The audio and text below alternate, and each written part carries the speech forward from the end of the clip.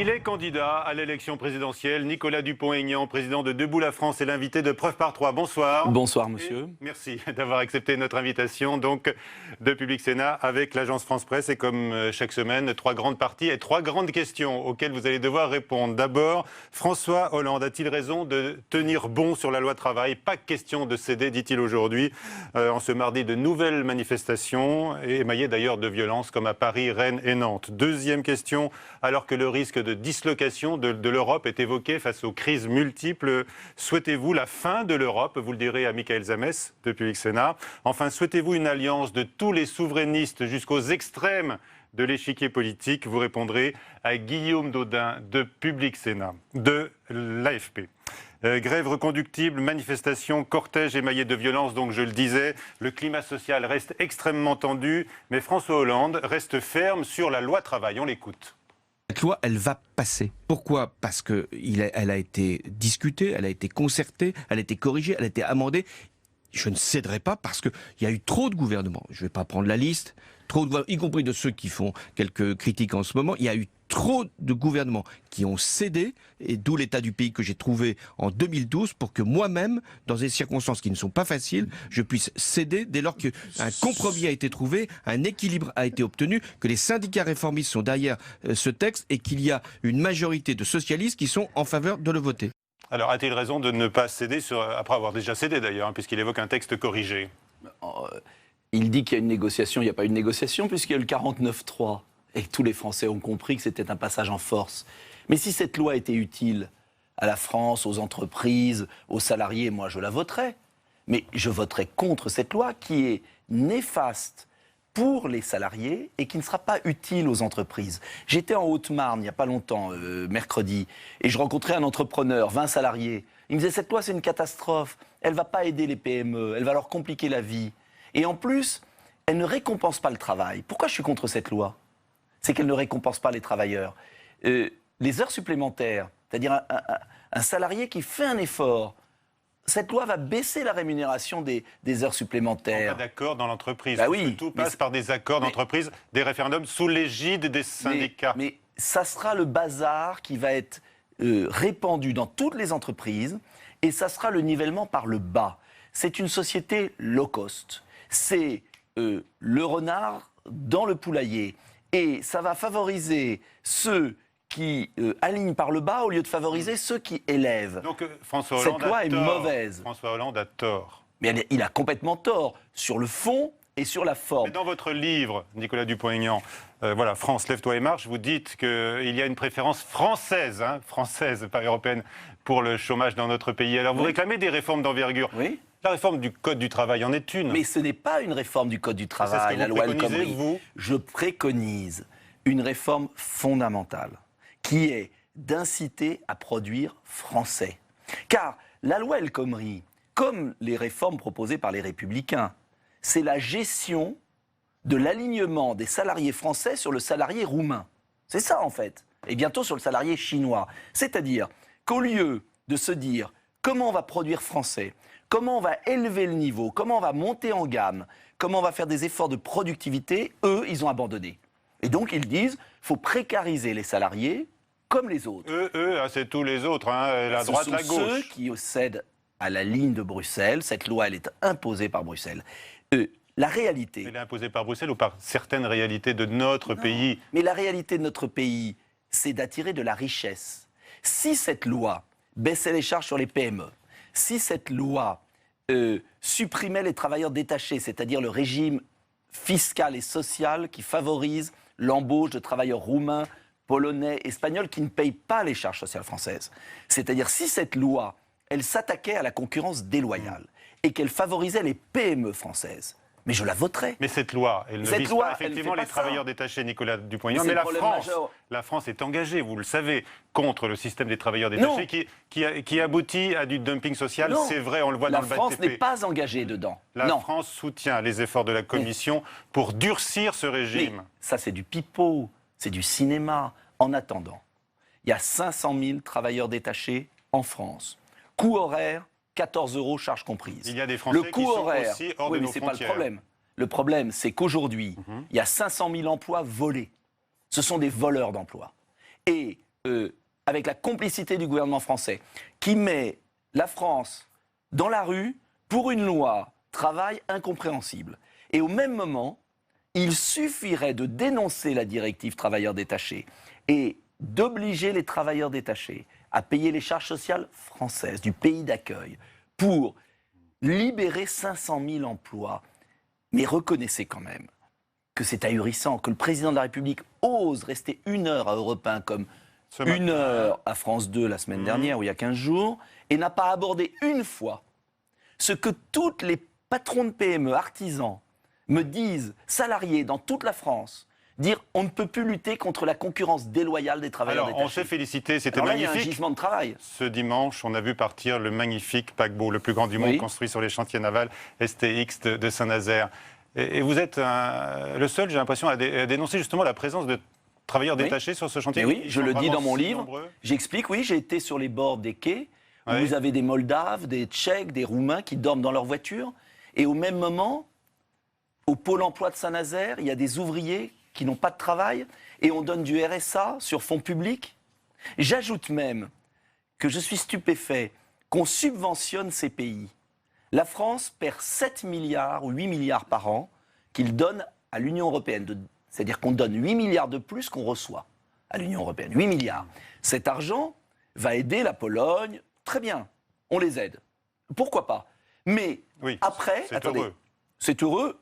J'estime que maintenant, la chute du mur est passée depuis 15 ans, il se développe.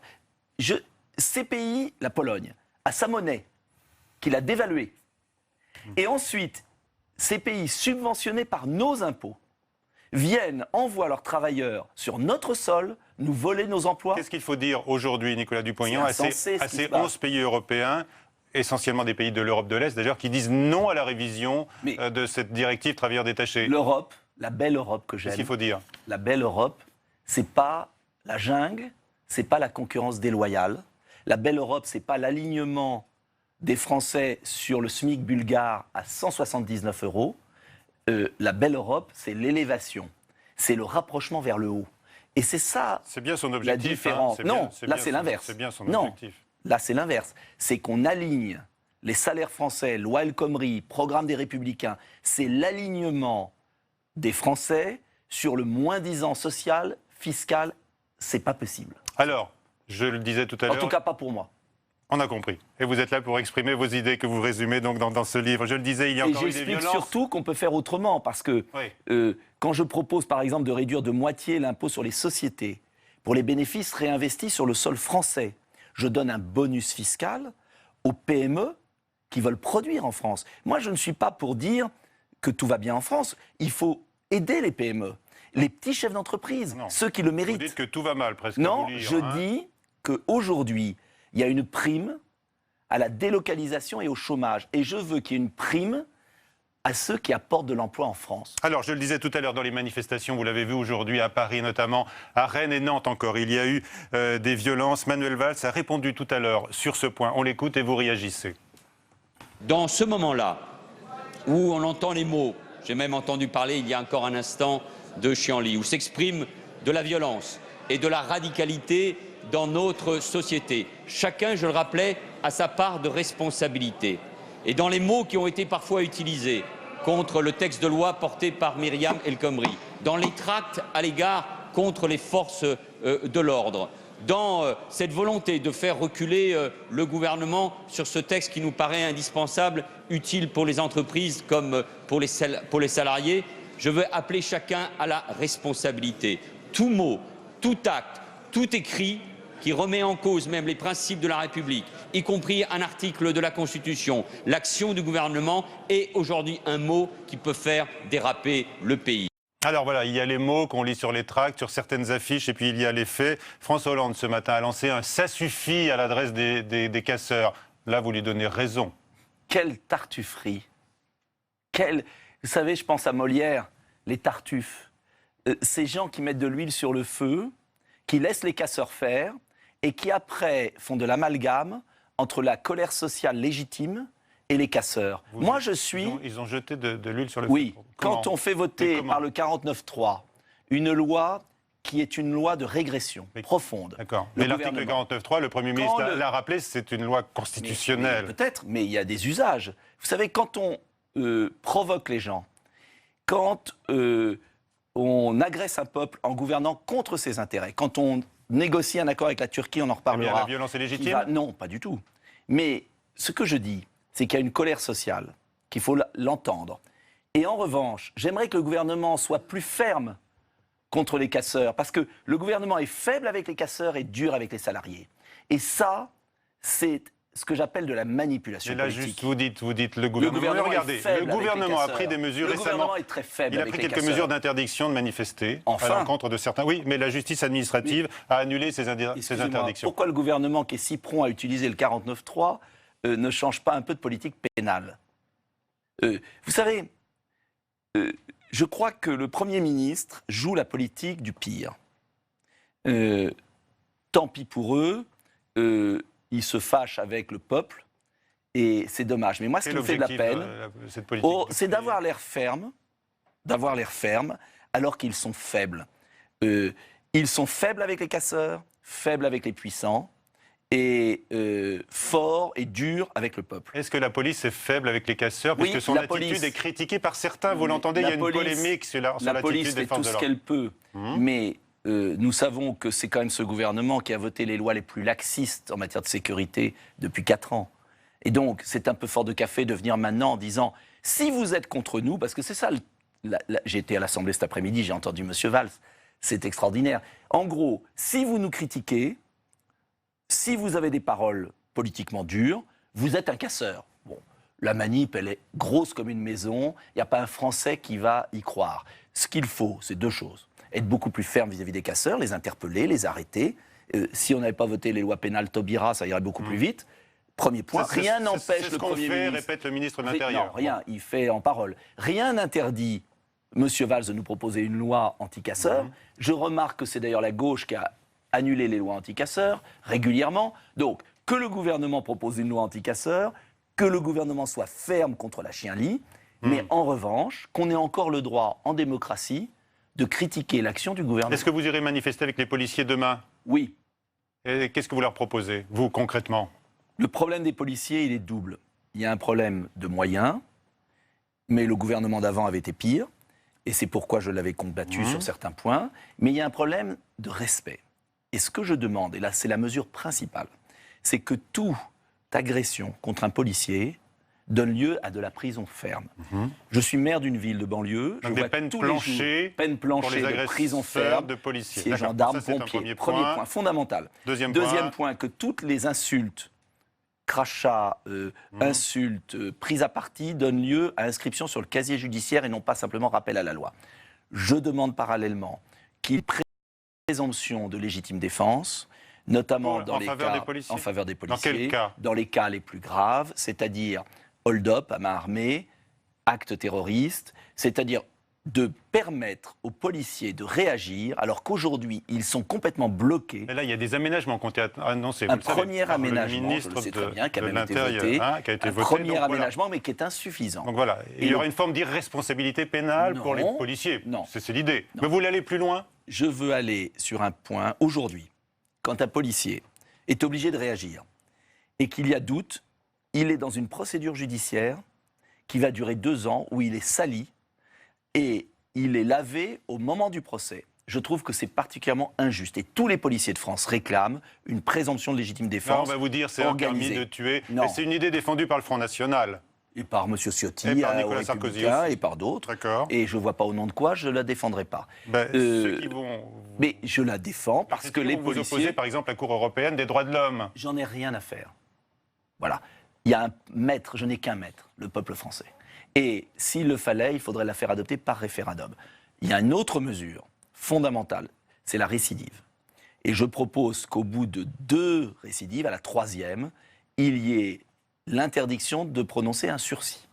C'est-à-dire, c'est le système américain où vous êtes comptable de vos actes. Si on ne fait pas ça, et je pèse mes mots, je le vois dans ma banlieue, tous les jours, les policiers ne sont plus ni craints ni respectés. François Hollande répète que ça va mieux. Est-ce que vous estimez que ça peut terminer dans la rue avec des violences? Est-ce qu'on y est presque, puisque c'est le danger que vous soulignez dans votre livre, Nicolas Dupont-Aignan? Vous savez, il y a une belle phrase de Marc Aurèle, un empereur romain, qui disait vous pouvez tondre le peuple, d'ailleurs c'était pas très gentil, mais enfin on est à l'époque de l'Empire romain, vous pouvez tondre le peuple, mais prenez garde à ne pas l'écorcher. J'ai rendu visite à 25 départements français, petites villes abandonnées. Il y a une désespérance dans notre pays qui s'explique tout simplement par le mépris du peuple qu'ont nos dirigeants. Et François Hollande, ce matin, me faisait penser à Louis XVI. Et je ne lui souhaite pas sa fin. C'est-à-dire, mais ils n'ont pas de pain aux Marie-Antoinette, qu'on leur apporte des brioches. Je crois que ces gens vivent hors du temps, sont totalement prisonniers d'un monde et ils ne vivent plus sur Terre. Et moi, je veux rendre le pouvoir à la majorité silencieuse, parce que c'est elle qui est le peuple. Alors, il y a un ancien ministre de Bercy qui vous a séduit, hein, c'est Arnaud Montebourg. Il a escaladé le Mont Beuvray hier. Il a fait un petit pas vers 2017. On l'écoute, vous réagissez. Je vous propose de bâtir dans les mois qui viennent un grand projet alternatif pour le pays. Alternatif aux appareils politiques et hors leur censure. Et audacieux dans l'invention de notre futur. Le système politique est devenu une grande machine à trahir. Il en est définitivement épuisé. Est-ce que vous l'incitez à poursuivre ou reprendre son combat courageux, dites-vous, pour une alternative? Je la cite à venir me rejoindre, s'inscrire à Debout la France. Il y a déjà entre 6 et 8% des Français qui disent dans les sondages qui nous sous-estiment toujours nous rejoindre. Vous savez, moi je suis convaincu d'une chose, comme lui d'ailleurs, c'est que ça ne passera pas par les deux principaux appareils qui aujourd'hui s'effondrent, ce sont des fins de système. Le Parti Socialiste qui finira, j'ai toujours dit que le Parti Socialiste finirait comme le PASOK grec, à 3%, donc il va y arriver, et puis comme les Républicains qui sont en train de répéter ce qu'ils répètent depuis 20 ans. Là, vous confirmez donc effectivement. je pense, sincèrement, que Arnaud Montebourg, de l'autre côté de la barrière, tient un discours assez proche du mien. Donc je l'invite à me rejoindre. Voilà, c'est heureux de vous entendre dire du bien d'un homme politique, parce que alors, dans votre je livre... dis beaucoup de bien de beaucoup d'hommes politiques dans mon livre, vous n'avez pas tout lu. Il y en a beaucoup, et je parle notamment des 100 grades, de ces députés, et de tous ces les sénateurs. autres sont des oligarques, des incompétents, des manipulateurs, lâches, traîtres, médiocres, carriéristes, cyniques, le troupeau de cils. Oui. Hein, et c'est un peu comme Mélenchon, qu'ils s'en aillent tous. Non, pas tous, parce que justement, j'explique dans mon livre que vous avez des milliers de maires qui font leur boulot sur le terrain, que vous avez des députés, des sénateurs, je les cite, ces députés, vous vous souvenez du passage, je les cite, qui font un superbe boulot.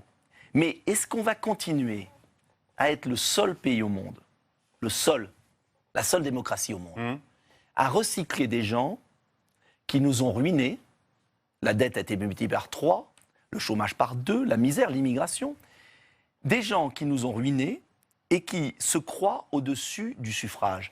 Stop, ça suffit. Alors, on va voir ce que vous présentez maintenant, puisqu'on va évoquer votre programme, Nicolas Dupont-Aignan, avec Michaël Zamès de Public Sénat.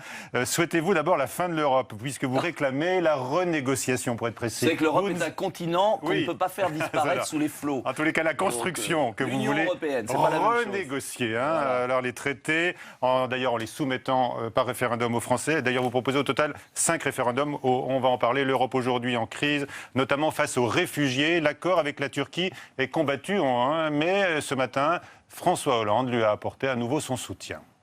J'étais au Conseil européen et j'ai travaillé avec Mme Merkel pour qu'il y ait un accord avec la Turquie. Donc je ne vais pas aujourd'hui me désengager. Pourquoi il fallait un accord avec la Turquie? La Turquie, c'est un pays voisin de l'Europe, où il y a 2 500 000 réfugiés, qui, pour certains d'entre eux, traversaient au péril de leur vie pour aller jusqu'en Grèce, ce qui a créé l'afflux que l'on sait. Nous n'étions pas les premiers concernés. C'était l'Allemagne, l'Autriche, la Suède qui l'étaient davantage. Mais j'ai considéré que ce n'aurait pas été loyal à l'égard de Mme Merkel, ce n'aurait pas été européen que ne pas avoir un accord avec la Turquie. Cet accord, il est exigeant. Les milliards dont vous parlez ne peuvent être versés que si les conditions sont respectées. Et les visas ne pourront pas être attribués pour les Turcs si 72 critères ne sont pas eux-mêmes respectés. Alors, je ne suis pas d'accord avec les décisions que prend M. Erdogan, mais il y a un accord qui a été passé avec la Turquie. Cet accord doit être pleinement exécuté. Bonsoir, Michaël Zamès. Bonsoir Michel, bonsoir M. Dupont-Aignan. Bonsoir Michaël Zamès. François Hollande assume l'accord et en somme, il dit ceux qui sont contre cet accord ne sont pas européens. Vous vous situez où? Mais c'est tellement grotesque pathétique. Je pensais à Daladier quand je voyais. C'est que dit Monsieur François Hollande ou l'accord? C'est tel. Mais cette espèce de Munich migratoire où l'Europe, pour moi, c'est quelque chose de bien. C'est une civilisation. Oui, la belle Europe, comme vous La avez belle Europe se couche devant un chef d'État qui lui fait du chantage et menace. Qui s'est couché? François Hollande, Angela Merkel, Non. qui est allée discuter avec... François Hollande, contrairement à ce qu'il Erdogan dit, était absent au sens éteint. Et La il dit je ne lumière peux était pas être éteinte. déloyal vis-à-vis d'Angela Merkel, vous l'avez entendu. Ah non, mais il est le valet, pour le coup, de Madame Merkel, donc on connaît. Mais le problème de fond, c'est comment peut-on accepter qu'un État voisin important, qui doit être un partenaire, je n'ai jamais été contre la Turquie comme partenaire, j'ai toujours été hostile à son entrée dans l'Union européenne, mais comment peut-on accepter de négocier avec quelqu'un qui vous menace? Est-ce que vous avez accepté, dans votre vie professionnelle, de négocier avec un pistolet sur la tempe? Moi, jamais. Donc on ne peut pas avoir confiance dans la Turquie. Pas dans la Turquie gouvernée par M. Erdogan, et je pèse mes mots, qui a joué double jeu avec l'État islamique. J'ai été en polémique avec M. Moscovici sur une chaîne concurrente, et j'ai retrouvé l'article que je n'ai pas pu citer de Guardian, c'est un article britannique qui montre les liens de la famille de M. Erdogan avec l'État islamique, qui se sert du robinet des migrants pour faire pression sur l'Union européenne, et ce faisant, a laissé des passeurs exploiter la misère humaine, et qui, de surcroît, est en train de mettre en place un régime antidémocratique. Je croyais que les valeurs de l'Europe, c'était la démocratie. Alors on cherche des poux, pardonnez-moi, à M. Orban, qui est quand même élu démocratiquement. C'est un homme bien, M. Orban. Mais c'est un homme qui est élu Très démocratiquement. Ben, bien sûr, il est élu démocratiquement. Et il dit des choses très justes. Et en même temps, on négocie avec M. Erdogan. Mais je me demande jusqu'où on va aller. De Vous pensez surcroît, que le pouvoir hongrois est en phase totalement avec les valeurs de la belle Europe qu'évoque Michael à je ne vois pas en l'instant? quoi le pouvoir hongrois n'est pas en phase avec les valeurs de la belle Europe. C'est un pouvoir démocratique. Et je ne vois pas au nom de quoi je le contesterais. Non, mais qu'il soit Et c'est élu, un des certes, mais seuls dans- qui sauve l'honneur de l'Europe dans cette affaire en disant stop à une folie migratoire qui met en marche des millions de personnes vers le continent européen, contrairement à l'intérêt de ces pauvres migrants, comme à l'intérêt des Européens. Mais ça fonctionne, regardez, 6 milliards que l'on donne à la Turquie, il y a moins de migrants, notamment qui viennent de Grèce. 10 fois moins, C'est dit-on. un constat, aujourd'hui. Frontex. C'est un constat Attendez, dressé ce sont des par chiffres Frontex. donnés par Vous Frontex. oubliez quelque chose, c'est que ce tarissement est la preuve exacte que M. Erdogan pouvait très bien s'attaquer aux passeurs sans avoir besoin des 6 milliards. Il a suffi que M. Erdogan dise « Je stoppe, j'ai été en Turquie, j'ai été à Léros ». Tout le monde savait que les passeurs étaient protégés par la police turque. Donc ça veut dire qu'on accepte qu'un État voisin, un partenaire, nous manipule et manipule nos opinions et se C'est serve de la conscient. misère Je veux dire que humaine. c'est conscient. Et bien évidemment, puisque derrière, fait vous avez exprès. la libéralisation des visas, qui est un problème majeur, libre circulation sur Schengen de 80 millions de Turcs. Et Et, puis, quand vous savez, pardonnez-moi, comment sont donnés les passeports turcs aux turcophones, c'est un problème de sécurité publique majeur et un problème d'immigration majeur.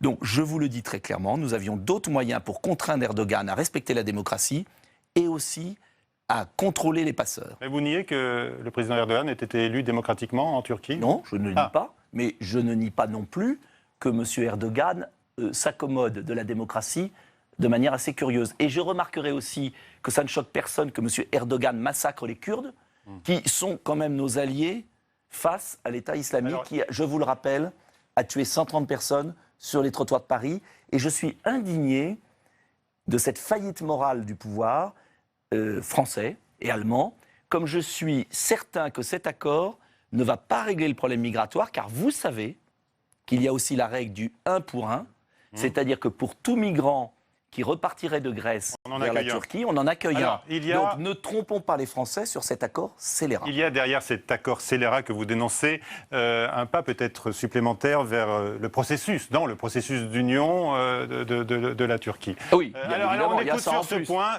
Pierre Moscovici que vous avez cité, le commissaire européen qui était à votre place il y a 15 jours. On doit être, par rapport à la Turquie, à la fois dans une attitude de coopération nécessaire et aussi dans une attitude de fermeté sur les principes. C'est un pays qui est démocratique, avec lequel il faut coopérer, notamment sur cette crise de réfugiés, mais pas seulement, qui est aussi un important partenaire économique. À terme, à 15 ans, à 20 ans, la porte peut être ouverte si nous sommes capables, justement, de dessiner un arc de valeurs, de principes et d'intérêts communs. Donc ça veut dire que dans 15 à 20 ans, la Turquie sera dans l'Union européenne. Mais c'est le projet de M. Moscovici, c'est le projet des socialistes. Sans nous le dire, c'est ça. Mais bien évidemment, ça avance pas à pas. D'ailleurs, je lisais Nicolas Sarkozy dans Le Monde ce soir, et je lisais qu'il était opposé, je m'en réjouis qu'il ait évolué, parce qu'il a ouvert 12 chapitres de négociations. Donc moi, je suis candidat à l'élection présidentielle parce que j'en ai assez de ces menteurs successifs. Ils veulent faire entrer la Turquie dans l'Union européenne. C'est un danger majeur. Je serai le candidat à la présidentielle qui fera tout pour qu'on ne fasse pas cette politique catastrophique. Alors que vu que vous lisez les journaux, vous avez peut-être vu De temps en temps, La Croix ce matin, l'interview qu'accorde le pape François à ce quotidien. Le pape qui dit de la France qu'elle exagère la laïcité. Ensemble, on en fait trop. bah écoutez, je respecte le pape comme autorité religieuse, mais je crois que c'est l'honneur de la France d'être un pays laïque et que c'est la condition pour permettre aux Français de vivre ensemble, quelle que soit leur religion d'origine ou leur religion présente. Il va un petit peu plus loin, il dit, si une femme musulmane veut porter le voile, elle a totalement le droit de le faire, comme un catholique peut porter la croix. Ça dépend où. Voilà. Il y a des lois pour ça. Exactement. Et c'est pourquoi je propose, avec mon mouvement, nous allons faire une proposition de loi bientôt. Nous sommes en train de la peaufiner, Qui serait quoi? qui sera l'interdiction du voile à l'université, à l'hôpital, à l'école c'est déjà fait, et dans les services publics, et que les chefs d'entreprise aient le droit par un règlement intérieur de l'interdire. Quand est-ce que vous faites cette proposition de loi? Bientôt, elle va bientôt sortir, je vous en donnerai la primeur. Alors Mais, le pape est très explicite, il dit nous je sommes... finis juste sur un Oui. point. Le modèle français, ce modèle républicain auquel je crois, c'est le seul modèle qui peut permettre à des gens différents, qui gardent leur identité, il ne s'agit pas de leur renier leur identité, de vivre ensemble dans la paix et le respect. Et donc, libre au pape de régner sur les consciences, mais nous avons une séparation, que je rappelle, qui vaut autant pour l'islam que pour le pape. Quand vous l'entendez ou que vous le lisez dans La Croix ce matin, effectivement, dire que la France est en quelque sorte victime de l'héritage des Lumières et de la Révolution Eh bien, française. écoutez, on n'a pas fait la Révolution pour rien. On n'a pas fait la loi de 1905 pour rien. C'est l'honneur de la France. C'est l'honneur de la France d'avoir un espace neutre. C'est l'honneur de la France que ce ne soient pas les autorités religieuses qui gouvernent. Parce que c'est au peuple français de gouverner. Et le peuple français, il est libre dans sa tête. Et la différence aujourd'hui, vous savez, elle n'est pas entre la droite et la gauche. La différence aujourd'hui, elle est entre ceux qui veulent rendre le pouvoir au peuple français et ceux qui veulent diriger sa conscience. Eh bien non, le peuple français est libre. N'en déplaise aux uns, aux autres, aux D'un papes, mot de cette interview aux encore. Est-ce journalistes, que vous aux chefs croyez... d'entreprise, à la loi El Khomri, à Bruxelles. Le peuple français est libre et il va se réveiller. On va le réveiller, le peuple français, vous allez On voir. verra ça. Est-ce que vous verra. croyez aux racines chrétiennes de l'Europe? Mais elles sont une évidence. Pour autant, ça ne veut pas dire qu'elles ont le monopole de l'Europe. Mais un arbre a des racines. Vous savez, vous êtes en désaccord avec le pape, hein, parce que ce n'est pas du tout un Mais vibrant j'ai le droit d'être en avocat. désaccord. Mais non, mais sur le Écoutez, sujet des le racines pape, chrétiennes, on peut dire mais- qu'il est, il est il à sa fait place. ce qu'il veut, Il est mais en tout compétent. cas, mais, A priori, et alors, mais j'ai le droit d'avoir. Tout le monde sait que l'Europe a des racines chrétiennes. Est-ce que ça veut dire, Ça fait peur manifestement Attendez. au pape de le dire. ben, c'est absurde, est-ce que ça veut dire que l'Europe est chrétienne à 100%? Non, bien évidemment. Mais l'Europe, c'est l'Europe gréco-latine. L'Europe, c'est une sédimentation d'influence. Il y a eu une influence, bien évidemment, aussi musulmane. Il y a eu une influence de plusieurs religions. Mais il y a cette racine. Comment peut-on imaginer qu'un arbre prospère, pousse, si on lui coupe les racines? C'est absurde. Donc ce débat est un débat, comment dire, absurde. J'entendais M. Moscovici qui niait les racines chrétiennes de l'Europe. Mais pourquoi? D'ailleurs, moi, je vais vous dire, j'ai souvent dans les signatures de livres, des gens qui viennent me voir, il y en avait un qui m'a dit « Je ne suis pas venu en France », il s'appelait Karim, il était musulman, il m'a dit « Je ne suis pas venu en France pour retrouver ce que j'ai quitté ». Et il m'a dit « Je vous félicite de défendre une idée de la France, qui est une idée laïque, généreuse, mais qui tient bon sur ses valeurs. » Alors, vous avez déjà beaucoup cité Nicolas Sarkozy, je le constate, pour cette interview sur l'Europe. Ah, parce dans que le ça Monde m'a de ce impressionné. soir. Ça vous a impressionné. bah, Alors, on il y a va en beaucoup parler, de alors. questions qui en découlent, Ça m'a Michael. impressionné. Et notamment, il veut créer un euro-Schengen, c'est-à-dire une sorte de grand ministère avec tous les ministres de l'Intérieur qui formeraient donc un grand ministère de l'Europe. Ça Pour changerait une quelque fameuse chose? harmonisation, celle que vous Oui, mais- tu réclamez. Est-ce que ça change Ça quelque fait chose? 20 ans, depuis le traité d'Amsterdam, qu'on nous répète la même chose. Alors j'ai lu justement ce que j'ai vu ça dans la presse, alors je me suis précipité lire l'interview, et j'ai compris que Nicolas Sarkozy ne serait pas le prochain président de la République. Pourquoi? Parce que faut vraiment prendre les Français pour des imbéciles qu'ils ne sont pas. Pour une raison très simple, c'est que comment imaginez-vous qu'au nombre de pays de Schengen, on puisse mettre en place un gouvernement Schengen? C'est absurde, ça voudrait dire que les frontières sont gérées par des autorités, alors définitivement par Mme Merkel et ses copains, ça voudra dire que nous n'avons plus la maîtrise définitive de nos frontières, et ça veut bien dire qu'en fait Nicolas Sarkozy n'a pas changé, qu'il est, et c'est son droit, profondément européiste, qu'il abandonne la nation, qu'il ne veut pas que les Français contrôlent leurs Et frontières. donc pour Moi, vous, il je ne suis sera clair. pas élu parce qu'il a un programme Moi, qui je suis ressemble à ce qu'il clair, a déjà fait, mais c'est bien ça? évidemment. Moi, je suis clair, je suis candidat, car je veux rendre la France à nos concitoyens, je veux des frontières, je veux que les Français soient maîtres de leur destin, ce qui n'interdit pas une politique européenne et une politique africaine. D'accord, vous voulez un Et j'étais référendum? surpris de voir que pas un mot sur l'Afrique, si ce n'est pour Si, voir si, le si, doublement faut- démographique, oui, oui, mais il faut pas l'aider. un mot sur l'aide à l'Afrique. On peut être ferme sur nos frontières nationales, Oui. si parallèlement aussi, on met en place un vrai plan Marshall pour développer l'Afrique, car l'enjeu, c'est de stabiliser les populations africaines et de leur donner une Il y a dignité et un quelque chose avenir. qui a dû vous plaire dans cette interview, Et c'est important. c'est sur le référendum européen. Vous le souhaitez, Bruno Le Maire également. Mais en somme, Pas Nicolas, pour le même résultat. Nicolas Sarkozy vous dit le référendum, ce n'est pas la meilleure façon de répondre à une question si complexe. Et gentiment vous dire, en gros, vous avez tout faux. Il me fait penser à ces avocats du suffrage censitaire et à ce beau texte de Victor Hugo qui expliquait justement que le peuple était tout à fait capable de voter. Je le sais, il a violé le... Des questions complexes, une réponse binaire. Bien sûr. Et lui, il a une réponse complexe. Ah oui, puisqu'elle passe pas par le référendum. Ça me fait rire. En revanche, sa réponse, elle a été très binaire quand il s'est agi de s'asseoir sur le vote des Français de 2005. Tous ceux qui m'écoutent savent que les Français ont voté non en 2005 et celui qui a trahi la parole du peuple, c'est Nicolas Sarkozy, avec le soutien des socialistes. Alors, oui ou non, ce sont les Britanniques qui vont voter. Eux, Ce ils sera ont de la le chance, 23 ils ont le juin. droit Yes, d'être consultés. no. Alors, Boris Johnson a comparé l'Union européenne à Hitler ou à Napoléon. Vous allez pouvoir réagir, alors que le président du Conseil européen, Donald Tusk, lui, il s'est fâché, mais enfin, on va le voir sans véritable excès dans les mots. Boris Johnson a dépassé les limites d'une discussion rationnelle, faisant preuve d'amnésie politique. D'une certaine façon, il a illustré l'état d'esprit et le sentiment de beaucoup d'Européens, pas seulement au Royaume-Uni.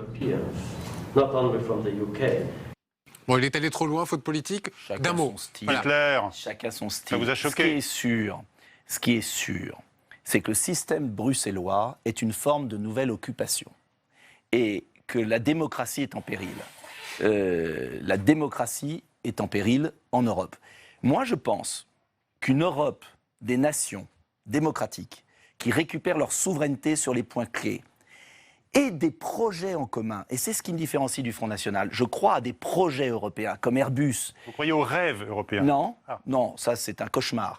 Je crois, on l'a vu, je crois à des projets concrets tels que l'imaginait le général de Gaulle et Konrad Adenauer, c'est-à-dire la lutte contre le cancer par exemple. Pourquoi pas un beau projet européen à 3 ou 4 pays? Le plan de développement de l'Afrique, pourquoi pas un beau projet européen? L'Union pour la Méditerranée, avec les pays retour. du Maghreb et du nord de la Méditerranée, c'est-à-dire France, Espagne, Italie, Grèce. Un beau projet. Quand on va sortir de ce système binaire, soit on accepte d'avaler l'huile de foie de morue de Bruxelles, c'est-à-dire un système de nivellement par le bas et d'immigration massive, soit on est anti-européen. Non, on peut vouloir une Europe des nations D'accord. qui Alors, partagent des J'ai projets une communs. dernière question. Alors, oui, Ça, c'est simple. Une dernière question de Michael. Et On c'est ce que reviendra je sur propose. vos différences que vous revendiquez avec le Front National Oh, qui je revendique sont rien du tout. contestées. Il y a les Dans un instant. commémorations Alors, de la bataille de Verdun d'ici Oui. peu de jours.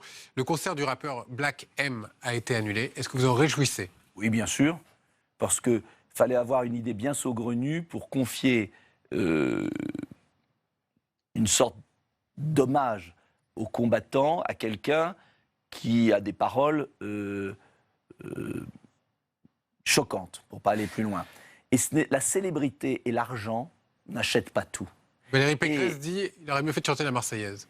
Oui, ça c'est sûr. Mais je vais vous dire, si Black M était venu gratuitement chanter la Marseillaise et faire amende honorable et dire « je me suis trompé, j'ai dit des paroles que je regrette, j'aime la France, Mais que ce soit Black M ou X ou Y, je m'en fiche. Ce qui m'a choqué, c'est que on croit qu'on puisse acheter comme ça des célébrités qui ont craché sur notre pays. Ça suffit. Les Français ont envie d'aimer la France. Et moi, j'aimerais qu'on parle aussi, on a parlé de beaucoup de choses négatives, parce que les événements sont tristes, mais il y a dans notre pays de merveilleux acteurs, des gens sur le terrain qui font des choses incroyables, et ces gens-là se sentent abandonnés. Et bien moi, je veux qu'on fasse réussir la France. C'est ça l'enjeu de demain. Et on fera réussir la France. Il y a quantité de chanteurs qui aimeraient chanter la Marseillaise à Verdun et qui sont bien mieux et qui le feront gratuitement. Merci, Michael. Troisième partie de Preuve par 3 maintenant avec Guillaume Dodin, notre confrère de l'agence France-Presse. Nicolas Dupont-Aignan, souhaitez-vous une alliance de tous les souverainistes hostiles à l'euro, par exemple, jusqu'aux extrêmes de l'échiquier politique, jusqu'à l'extrême droite? Vous me voyez venir. Eh bien, sur ce point, vous allez peut-être être surpris. Écoutez d'abord ce que nous disait ici même Jean-Pierre Chevènement il y a quelques semaines. Marine Le Pen aurait, comme tout le monde, intérêt à me rejoindre quand j'ai raison. Hein, mais vous aussi, vous auriez intérêt à me rejoindre. Et je m'adresse également aux socialistes. Je m'adresse également aux républicains de l'autre rive, comme je l'ai fait en 2002. Je pense que les solutions... Henri Guénaud, par exemple. Je pense que les solutions, oui, que j'ai invité il n'y a pas très longtemps dans une réunion de République moderne aux côtés d'Arnaud Montebourg, eh bien, je pense qu'en effet, la solution, c'est une solution de rassemblement autour du salut public. Jusqu'au Front National. Mais l'électorat du Front National, croyez-moi, il est mobile et il saura venir là où est l'intérêt du pays. On parle des appareils. Mais ce qui désespère notre pays, c'est que les hommes politiques ne s'expriment plus en fonction de son intérêt fondamental. C'est cela qui explique la crise de la démocratie, le désarroi du pays. Et je pense qu'à partir du moment où on lui montrera un chemin, où il y aura à nouveau un projet sensé, intelligent pour la France, oui, un projet d'Europe européenne, qui ferait de l'Europe une entité stratégique à l'échelle des problèmes du XXIe siècle, qui sera dominée par la Chine et par les États-Unis, eh bien à ce moment-là, le peuple français retrouvera confiance. Vous avez bu ces paroles, hein, Jean-Pierre Chevènement. Bonsoir Guillaume Dodin. Bonsoir, monsieur Dupont-Aignan. Bonsoir Guillaume Dodin. Non, mais parce que Jean-Pierre Chevènement, que j'avais invité d'ailleurs à mes universités d'été en août dernier, résume exactement ce que je tente de faire. Et ce que nous allons faire, nous allons réussir à faire, parce que les choses changent. Je vois le nombre de soutiens qui commence à venir pour ma candidature, et je peux vous assurer qu'il y a des gens de gauche comme de droite. Et il y a même des gens du Front National qui nous rejoignent et qui avaient été vers Marine Le Pen et qui en reviennent. Donc je pense qu'on est tout à fait capable de bâtir cette alternative politique. Mais Monsieur Chevènement ne parle pas de la personne pour l'incarner. J'imagine que vous pensez que c'est vous qui avez cette possibilité. Ce n'est pas à moi de le décider. Moi, je suis candidat. Je présente dans mon livre un projet pour la France, qui est un projet patriotique et républicain, qui est un projet pour revoir complètement le fonctionnement de l'Europe, sans abandonner des coopérations avec nos voisins. C'est un projet sérieux. C'est un projet solide. Il y a le projet et il faut la machine politique. Et la machine politique, vous avez elle existe. Arnaud Montebourg à vous rejoindre. J'imagine que vous aimeriez que Jean-Pierre Chevènement vous rejoigne aussi. Bien sûr, et puis Henri Guénaud, et puis beaucoup d'autres. Je vais vous dire une chose, Guillaume Dodin.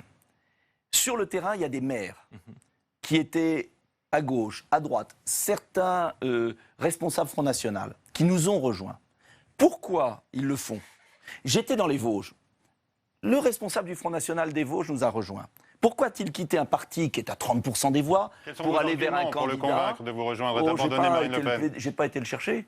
Et il m'a rejoint en disant, voilà, je retrouve chez vous ce que j'avais eu au RPR, il venait du RPR.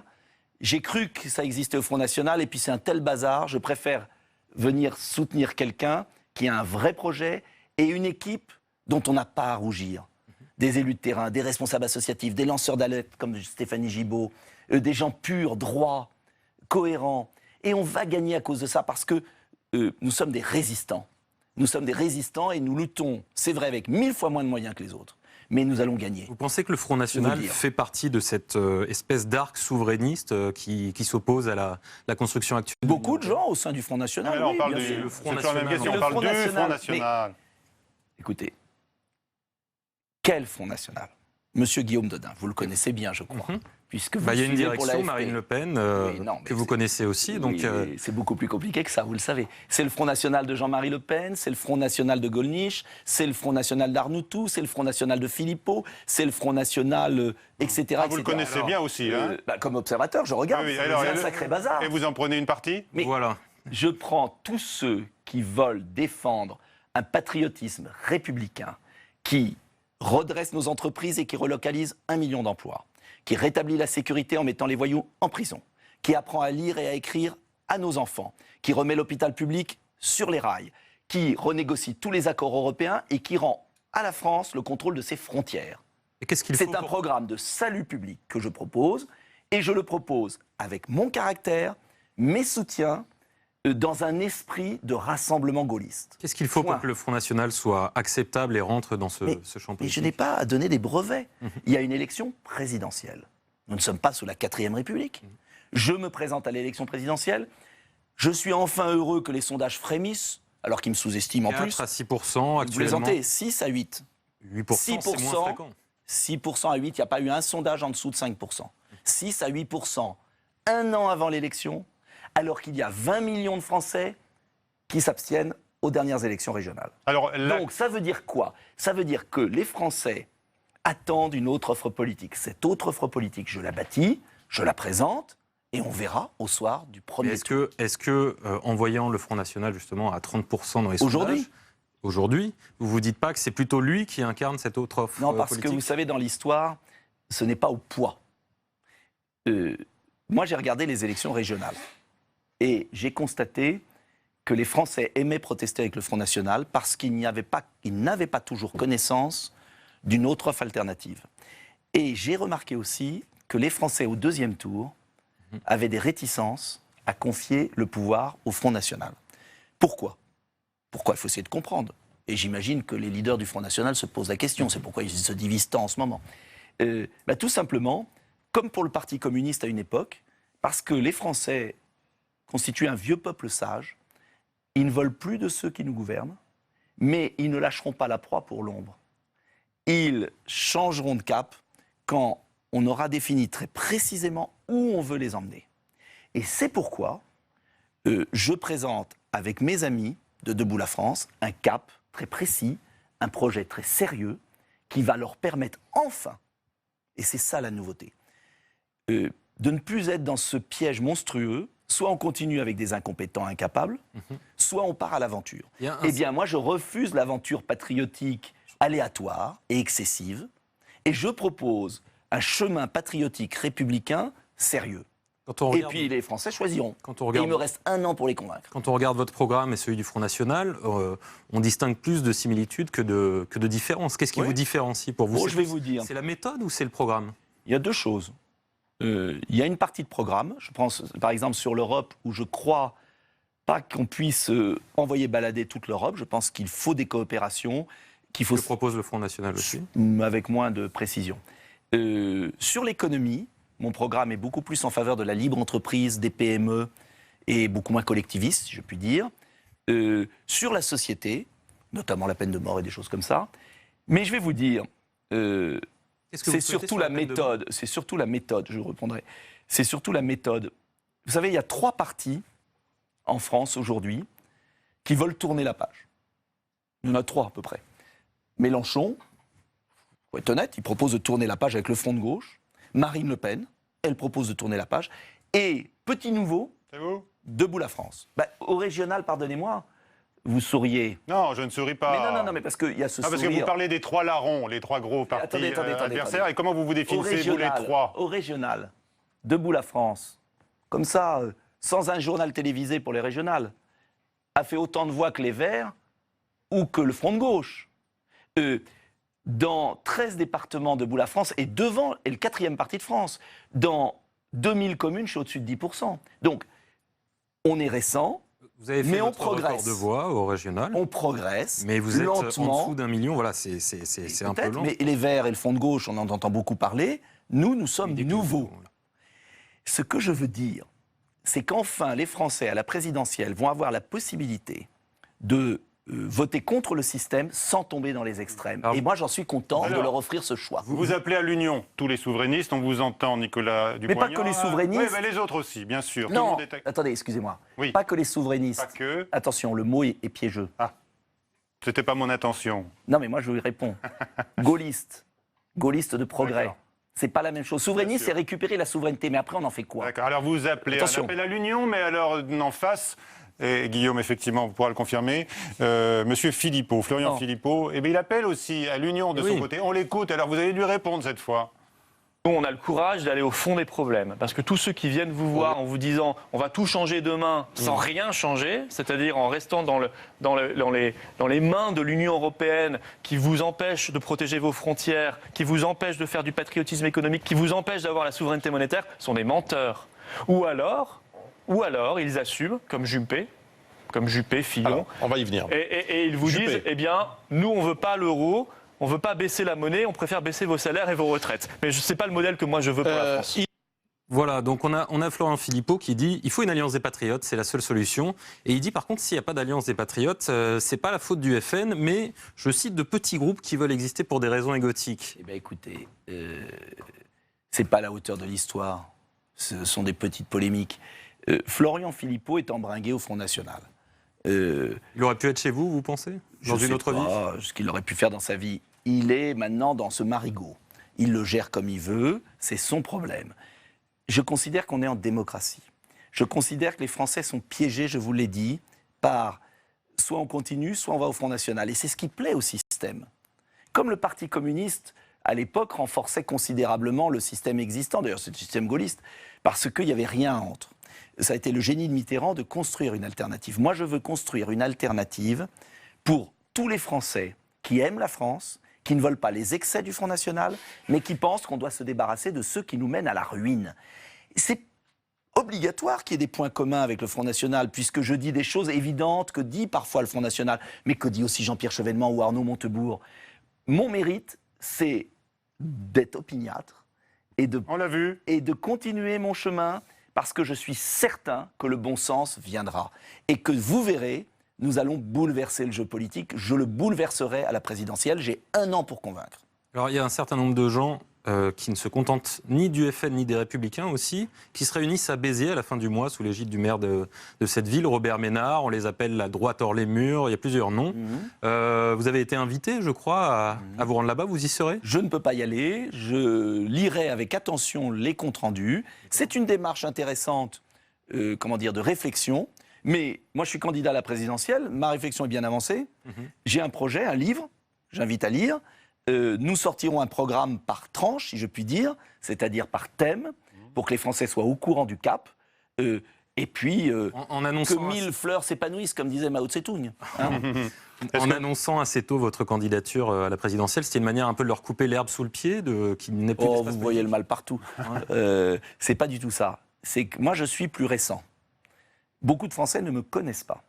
Ne connaissent pas ceux qui m'accompagnent, dont on ne parle jamais, parce que ce ne sont pas des personnalités médiatiques, mais ce sont des gens sur le terrain. Vous en voulez beaucoup au système médiatique, on va en dire un mot. Non, je trouve qu'il enferme trop dans des combats symboliques qui désespèrent les gens et qui nourrissent l'abstention. Est-ce que le système... Et je veux m'adresser aux abstentionnistes. Est-ce que le système médiatique, et j'ai envie de dire politico-médiatique, va vous faire exister pendant encore un an, puisqu'il y a de nouvelles règles pour les prises de parole? On verra. Moi, vous savez, je vais dans 3 départements par semaine. Je fais un travail souterrain, de terrain, parce que j'aime ça, parce que j'écoute. Parce que je ne suis pas là pour déverser un programme clé en main, je suis là pour des échanges. Et je pense que si les ministres faisaient en ce moment, ou les grands leaders, entre guillemets grands, de droite, faisaient ce que je fais en ce moment depuis des années, je pense que, par exemple, les travailleurs détachés, les frontières, l'aide à la science... comment on développe la France, le paradis des chercheurs. Bref, tout ça, ils en parleraient plus. Moi, je crois qu'on n'est plus vraiment en démocratie. Vous aviez dit... Je vous le dis franchement. Et la vraie question, elle est démocratique. Comment faire revivre la démocratie française? Et je crois que c'est par la base. Et je vous invite, vous, journalistes, et je vous remercie de m'inviter, à faire en sorte qu'il n'y ait pas, comme dans certains médias, 90% de l'antenne pour les deux partis qui nous ont menés à la ruine et qui ne représentent pas plus de 50% des Nous sommes électeurs. ouverts ce que- ici. ce que- on- Je le sais. Alors, Ce que les gens, ce que les téléspectateurs ont peut-être envie de savoir, justement, c'est ce que vous feriez si vous étiez président. Vous aviez dit en 2012, Marine Le Pen, Arnaud Montebourg, Jean-Pierre Chevènement, Premier ministre, vous signez. Vous signeriez toujours Mais bien sûr, la question c'est de savoir sur quel cap et s'ils seraient d'accord. Ce que je veux dire, c'est quand vous voyez Henri Guénaud, homme remarquable, est-ce que Henri Guénaud peut cautionner le programme délirant, mais délirant, que viennent de sortir sur le plan économique Alain Juppé, François Fillon, Bruno Le Maire et Nicolas Sarkozy? Délirant. Vous ne réduiriez pas le niveau des dépenses publiques en tant Mais que... bien évidemment qu'il faut... Non. D'abord, je relancerai la croissance économique. Et progressivement, je maîtriserai la dépense publique. Mais dire comme eux qu'on va supprimer 100 milliards de dépenses, comme ça, c'est soit mensonger, soit casser définitivement et créer 1 million de chômeurs de plus. C'est de la folie. Mettre la retraite à 65 ans, comme le proposent Alain Juppé, Fillon, Sarkozy et les autres, c'est créer des chômeurs de plus. Parce que, en attendant à la retraite, ils seront au chômage. Je maintiens comme aujourd'hui. Marine Le Pen fait de la démagogie dans un sens avec Mélenchon, 60 ans, et les autres font de la démagogie dans l'autre sens. Je veux relancer la croissance économique par le produire français. voilà. Donc pendant votre campagne, pour reprendre l'expression que vous utilisez dans votre livre à propos des 3 larrons, vous allez combattre François Hollande, Mais je vais Nicolas pas Sarkozy, combattre. tous les autres. Non, mais vous allez Je vais vous opposer. proposer... Non, Vous opposez aussi. excusez-moi, non, non. J'allais vous demander si vous alliez vous opposer aussi à Marine Le Pen. Je vais proposer un projet alternatif, positif pour mon pays, car mon pays que j'aime a tout pour s'en sortir. Et vous attendez- on peut réussir, et la France n'est pas condamnée à décliner et à ressembler à la Bulgarie ou à la Chine. Vous attendez que la France se lève et marche, c'est le titre de votre livre. Merci, Vous avez merci tout compris. Guillaume. Merci à Merci. tous, bonsoir. Et la semaine prochaine, c'est Christian Eckert, le secrétaire d'État au budget, qui sera l'invité de Preuve par 3 sur Public Sénat avec l'agence France Presse. Bonsoir à tous.